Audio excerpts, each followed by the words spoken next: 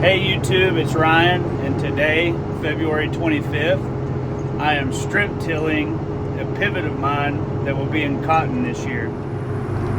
So the field we're on today was in wheat last year. We double crop between cotton and wheat pretty commonly in this area.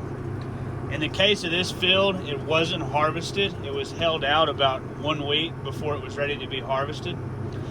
So when that happened, a lot of those heads got thrashed and scattered all over the ground, which made a very large surplus of volunteer wheat come up this time in the fall, like you see in front of us.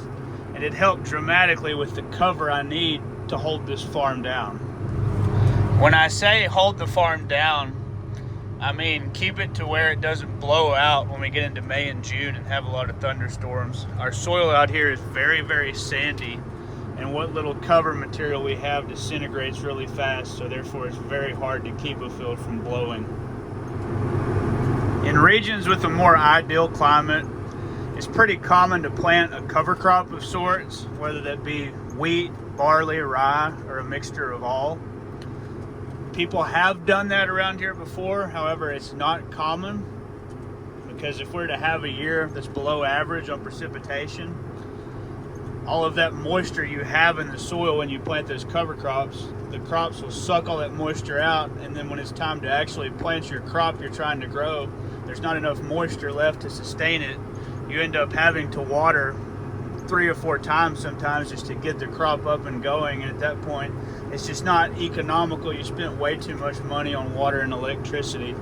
So the main method of strip till or no-till in this area is just wheat that was harvested the May or June the year prior that's left lay for almost an entire year and then used as cotton ground. I wanted this volunteer wheat to get to what's called the hollow stem stage before I kill it, so that once I spray it to kill it, it doesn't just totally disintegrate and there's nothing left whenever it's time to plant. So here, hopefully in a couple weeks, it will be at that stage, and I'll spray some Roundup on it, as well as some Valor and Anthem for a pre-emergence. Wanted to give you guys a view from the rear to get a better overview of everything that's going on here. So yesterday, I narrowed my spacing down on these 2 discs you see right here. It was, you can kind of see a mark, it was out about right there. I narrowed it down about 5 inches total from what it was. And also when I did that, I changed the angle on the disc right here to make it more straight up and down rather than pitched like this.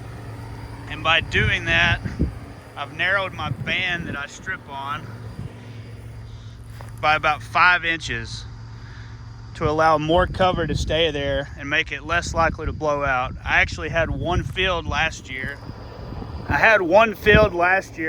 that was planted in cotton. About May the 30th or so, we got into around June 10th, June 12th, had some days with extremely high wind.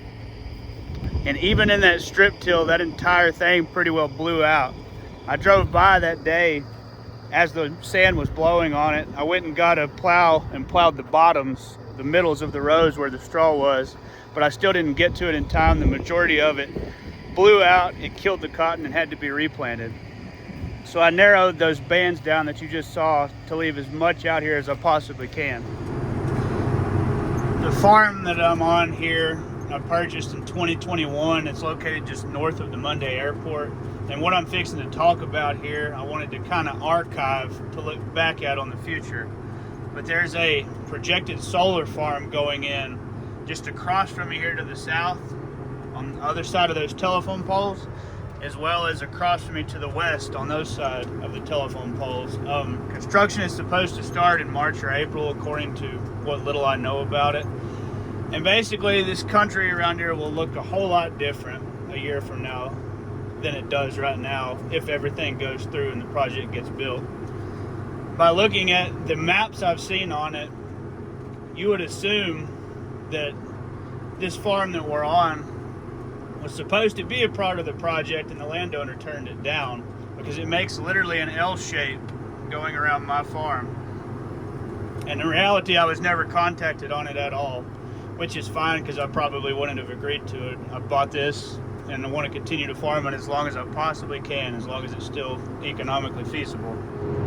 That's all I had for you guys today. My next video will likely be row watering wheat, which will happen at some point in the next week or two, depending on if we get rainfall then or not. Please continue to watch future videos and like and subscribe. Thank you all.